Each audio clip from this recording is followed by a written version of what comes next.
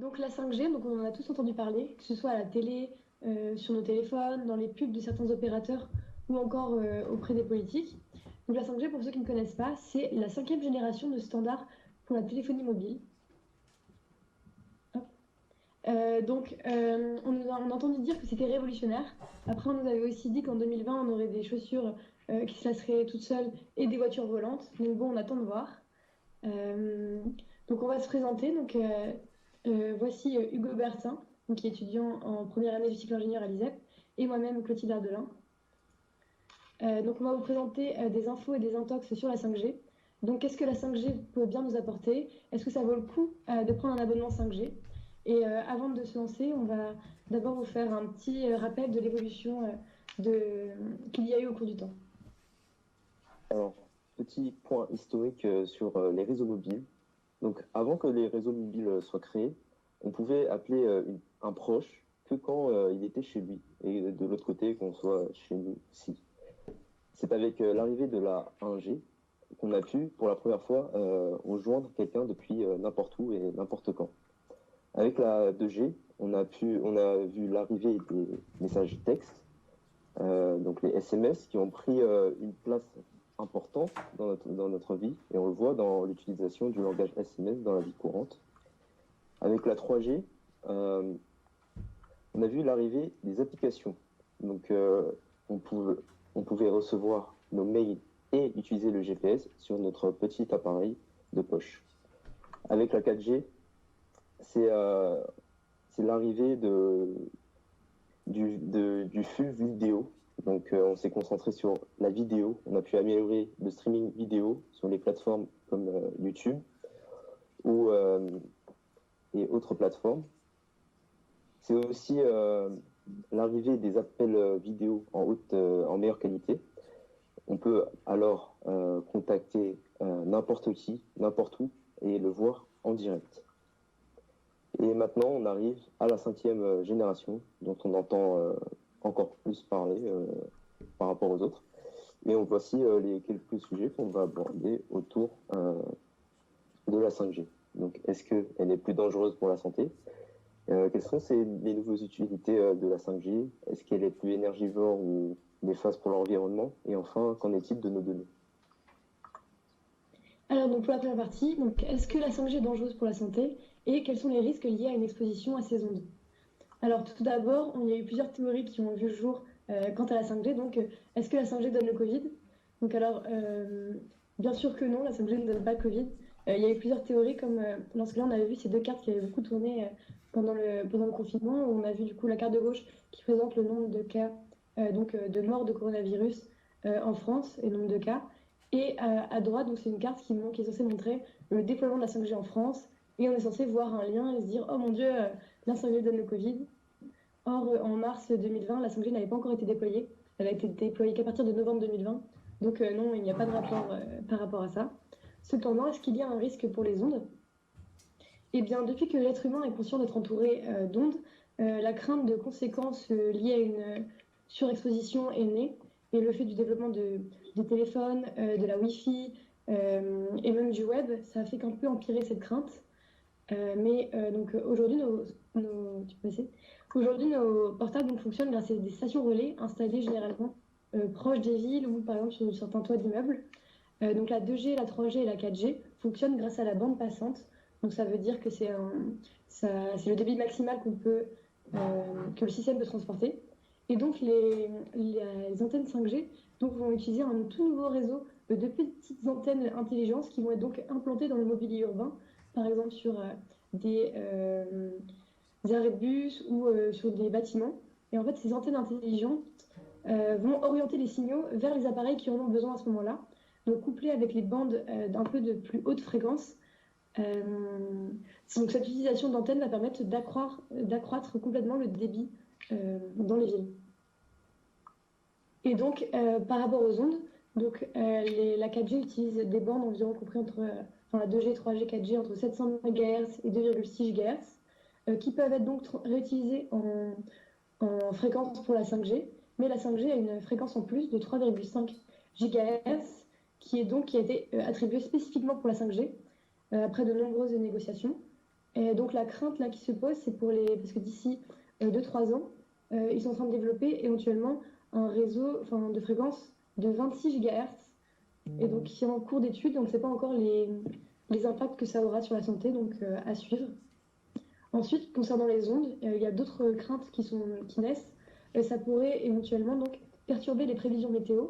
Beaucoup de météorologues voient la 5G comme un frein quant à la qualité des prévisions météorologiques, car ça utilise à peu près les mêmes ondes.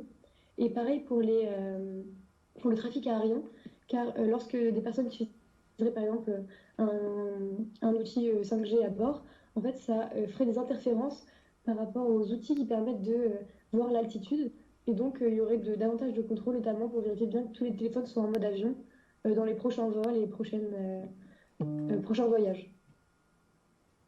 Alors, on peut se demander si la 5G a vraiment une utilité et à quoi elle sert.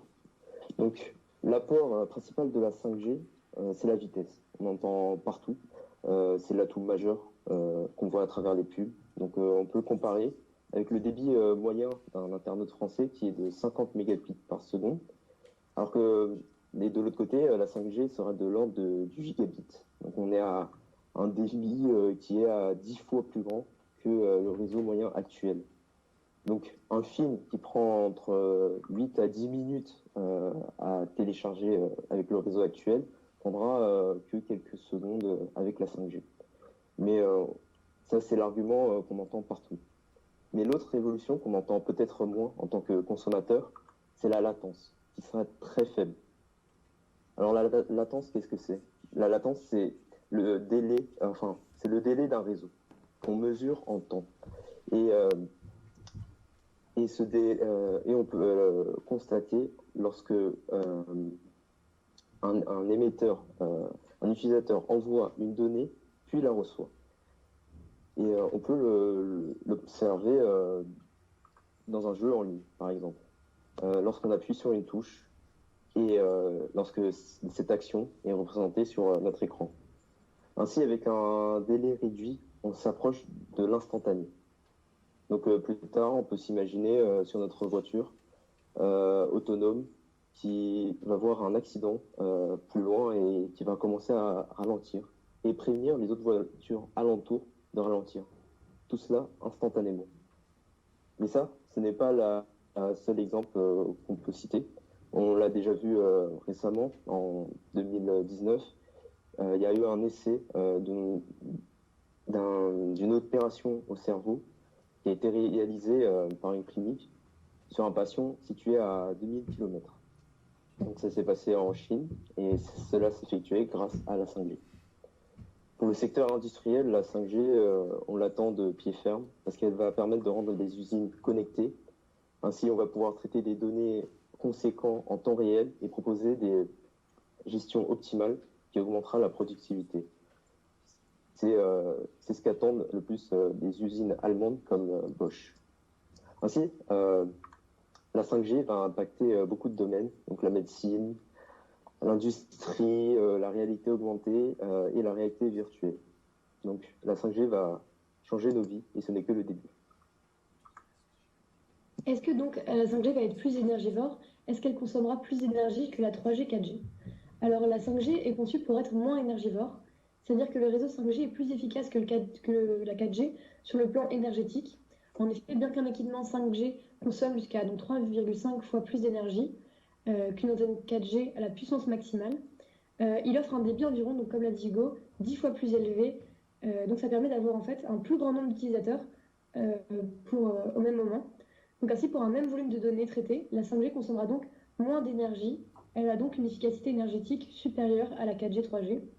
Mais malgré cela, selon l'intensité du déploiement, en fait, l'impact carbone pourrait ajouter entre 2,7 et 6,7 mégatonnes équivalent CO2 d'ici 2030 si les objectifs atteints ne sont pas respectés. Ça correspond dans le pire scénario à une hausse de 50% par rapport à l'empreinte carbone du numérique actuel. La consommation énergétique ne nous dit pas exactement les impacts environnementaux.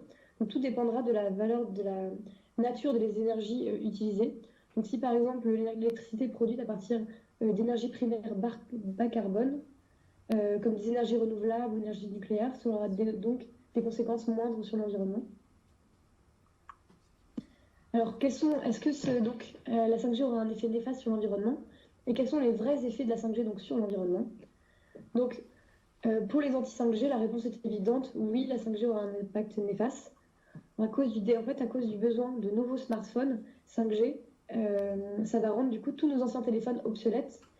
Or, cependant, la fabrication des smartphones représente aujourd'hui 81% des impacts environnementaux du numérique en France, à cause du coût de carbone important, des rejets toxiques de l'environnement et encore du besoin de ressources rares comme par exemple des métaux pour les téléphones.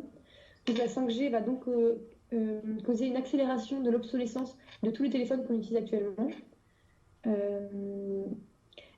Sachant qu'aujourd'hui, seulement 10% des téléphones, moins de 10% des téléphones sont recyclés. Donc ça va causer vraiment une vague de déchets de téléphones. Il y a aussi le déploiement d'autres antennes qui va plutôt polluer. Même si aujourd'hui, ils remplacent plutôt les antennes 3G, 4G en antennes 5G. Donc il y a très peu de nouvelles antennes.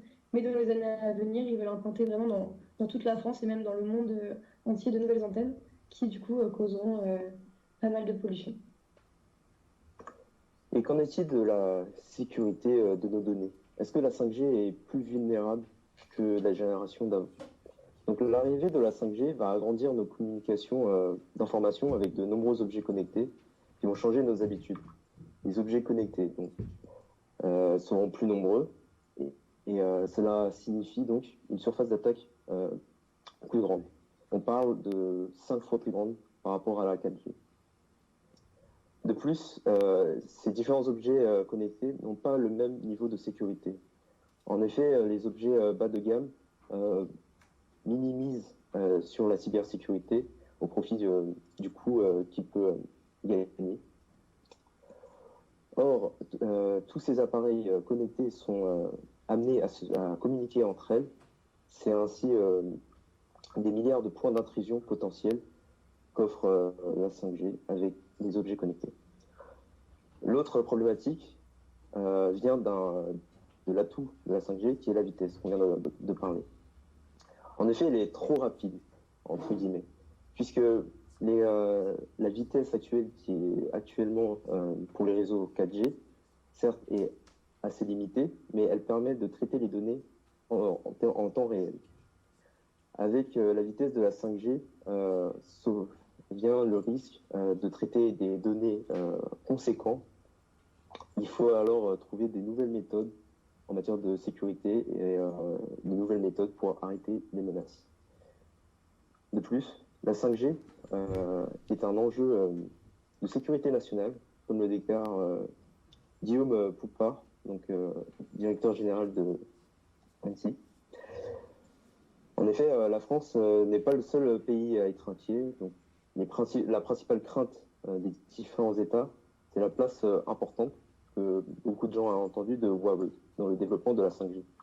En effet, on voit que Huawei dépense plus que les deux acteurs principaux réunis, donc Nokia et Ericsson.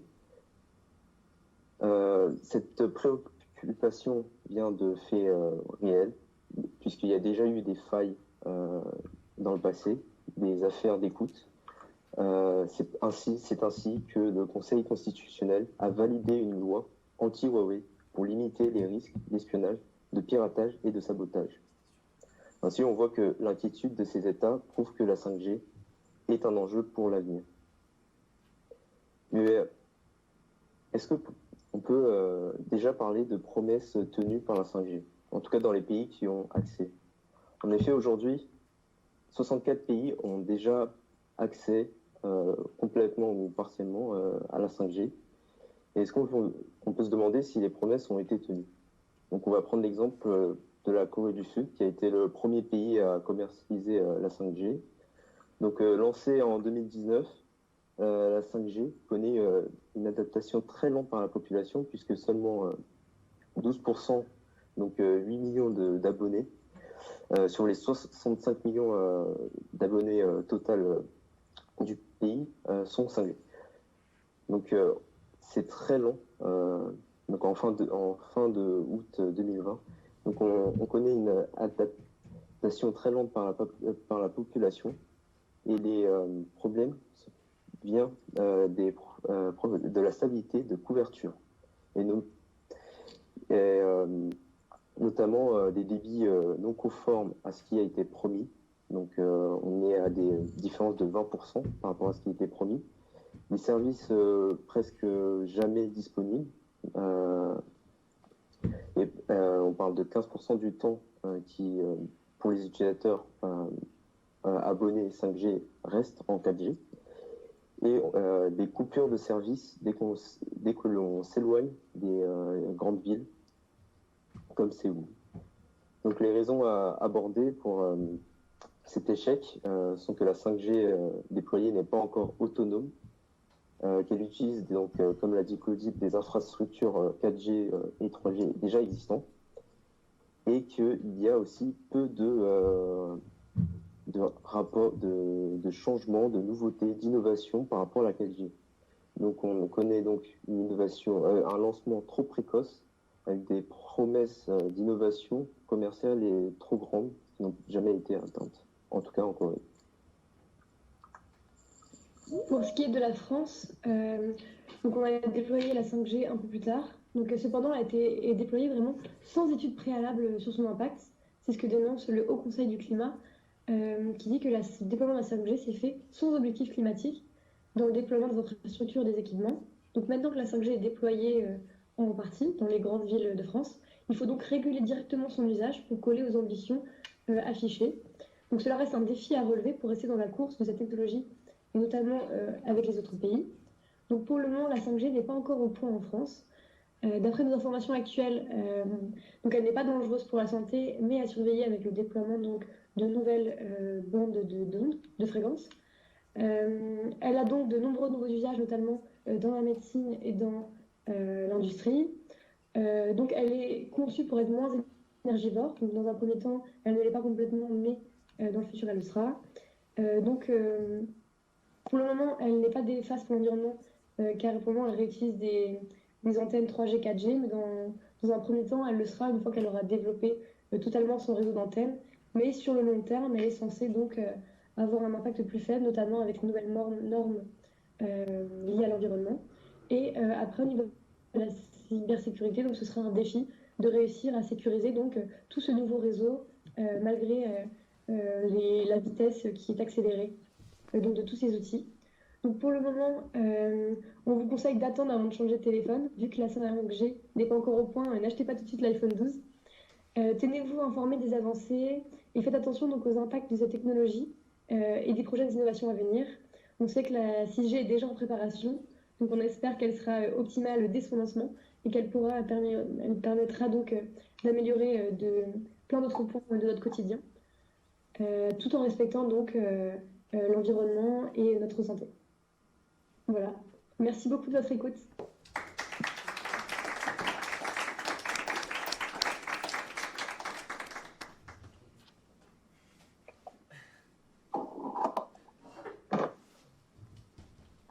Est-ce que vous avez des questions? Ouais, tu peux avec le micro qu'on t'entende.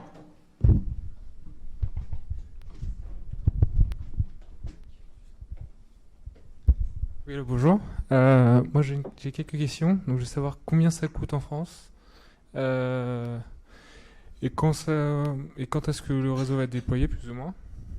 Et surtout, si vous n'avez pas pensé à explorer d'autres types parce qu'on parle souvent de 5G, mais il y a aussi le Li-Fi, par exemple, qui est une technologie française qui est moins néfaste et qui serait peut-être mieux pour justement pour tout ce qui est transmission de données. Donc je ne sais pas si vous explorez d'autres types autres que la 5G. Je n'ai pas entendu complètement la question. Ouais. Moi non plus. La question c'était, est-ce que vous avez exploré d'autres technologies que la 5G, comme le Li-Fi par exemple, qui est une technologie française? Non, j'avoue qu'on ne s'est pas du tout renseigné. Là, on a surtout regardé la 5G, mais on a fait attention à bien varier nos sources, parce qu'en fait, les trois quarts des articles sont par des opérateurs ou des choses comme ça, donc on a essayé de varier nos sources. Des anti-5G. C'est ça. Mais par contre, on s'est focalisé que sur la 5G.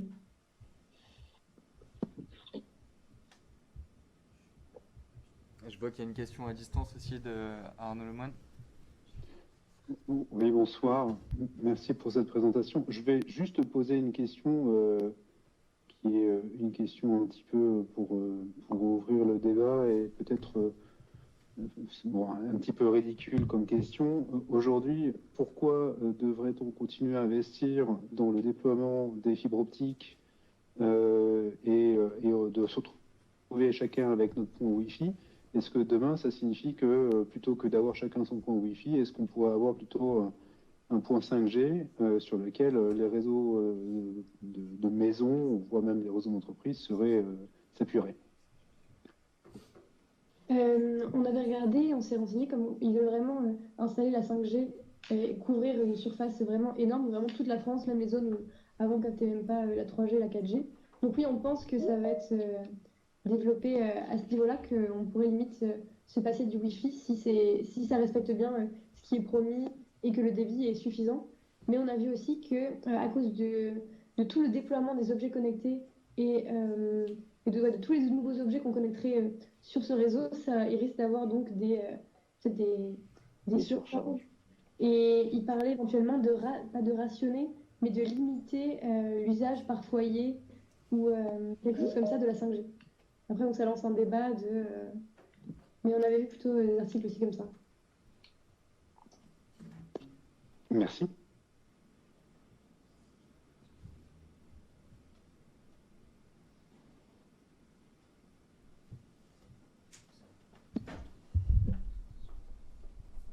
On a une autre question dans la salle. Une autre question. On a quelqu'un dans la salle là. Oui, désolé Philippe. Donc ma question en fait c'est par rapport à l'environnement. Donc il y a certaines personnes qui pensent que pour résoudre les problèmes environnementaux, il faudrait plutôt opter pour une décroissance. Et d'autres personnes qui pensent que pour les résoudre, ils sont assez confiants aux nouvelles technologies et que les nouvelles technologies vont permettre de résoudre la plupart des problèmes. Et du coup ma question par rapport à ça pour vous c'est: est-ce que vous pensez que la 5G c'est plus une technologie qui va nous aider pour ça, ou elle va être tellement néfaste sur le long terme que ce ne sera pas possible? Tu veux répondre, Hugo Alors, la question c'était est-ce que la 5G, est-ce que pour contrebalancer les effets néfastes de l'environnement, j'ai pas trop entendu. Vas-y, si t'as entendu la Donc, question. en gros, par rapport à l'environnement, on a vu que du coup, sur le court terme, au début, ils vont déployer tout le réseau, ça va être du coup plus néfaste. Mais qu'après, sur le long terme, c'est censé donc se réguler et ils comptent installer des panneaux solaires sur les antennes. Il faut que ça ne serve donc pas que au déploiement Internet, du coup pour le réseau. Mais après, on a vu aussi que là, en fait, ça a été installé tellement tout le monde était dans la compétition qu'ils ont tout installé un peu comme ça à l'arrache et que pour le moment, ça ne respecte pas du tout. Même en France, ils n'ont pas du tout respecté les consignes par rapport au climat et à l'environnement. Donc pour le moment, c'est vraiment fait de manière un peu rapide et ça respecte pas du tout les normes environnementales. Donc après, ils ont promis de les respecter dans le futur. Mais pour le moment, en tout cas, c'est pas du tout au point. 10 minutes, ça te va? C'est juste que du coup, il est au limite, je sais quoi. Je sais, mais dans 10 minutes. Arnaud, on entend ton micro. Si c'est vraiment dans 10 minutes, ça va.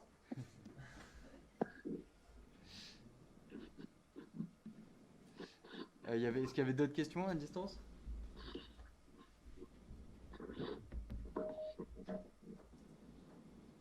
Il y avait une question de...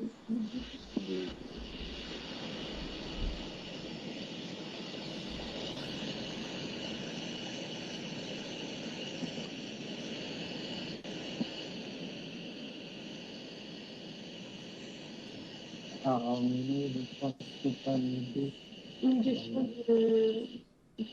On peut continuer? Ouais.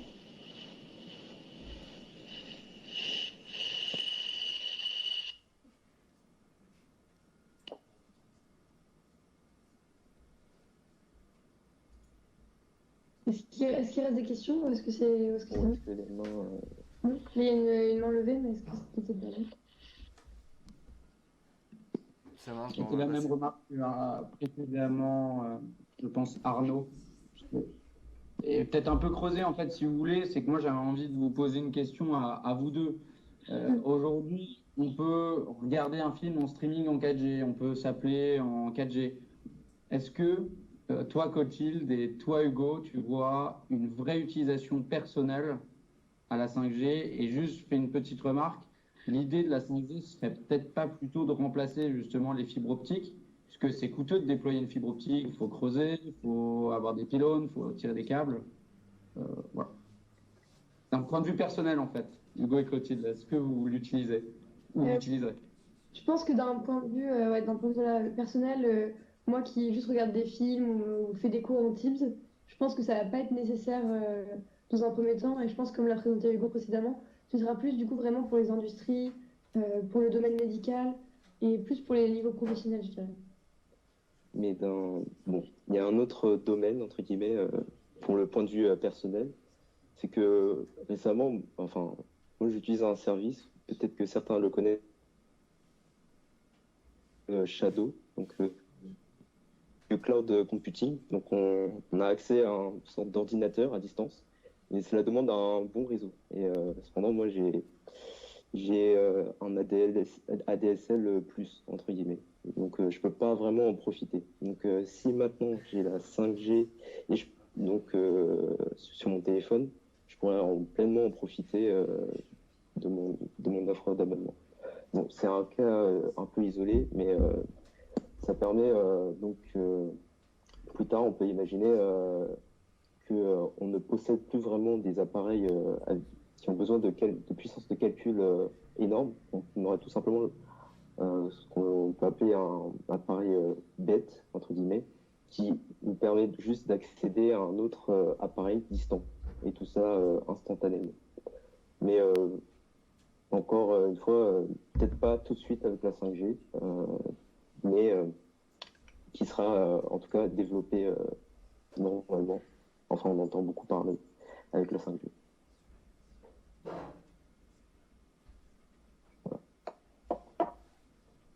Merci. Alors, oui, Moi, j'avais une question si aussi. vous m'entendez, j'ai également une question. Allez-y. Oui, on t'entend, Philippe. Oui, D'accord. allez-y. La question est simple. On est effectivement sur des usages personnels et industriels. Ne peut-il pas y avoir un autre type d'usage si on reprend les dernières lois qui sont sorties, notamment la loi Tout Sécurité, qui implique des GoPro, qui implique des drones, qui implique des caméras embarquées, des caméras sur la voie publique qui potentiellement peuvent se baser sur la 5G. N'y a-t-il pas également un risque, un peu comme ce qui se passe en Chine, avec les 5000 caméras, etc., d'aller vers une surveillance de masse?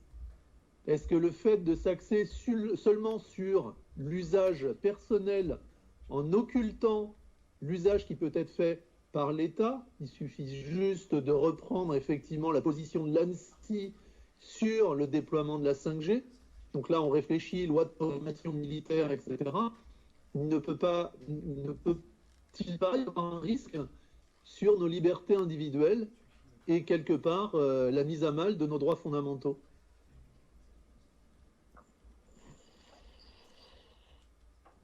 Si, c'est un risque qui est présent. Il y a aussi, donc, ouais, le risque serait donc, de développer plein d'objets. Il y a aussi un énorme risque au niveau de la cybersécurité.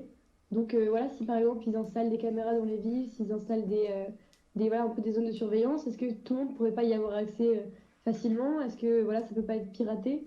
Donc, il y a aussi tout un domaine où il faudra, à mon avis, installer des lois et des règles plus strictes.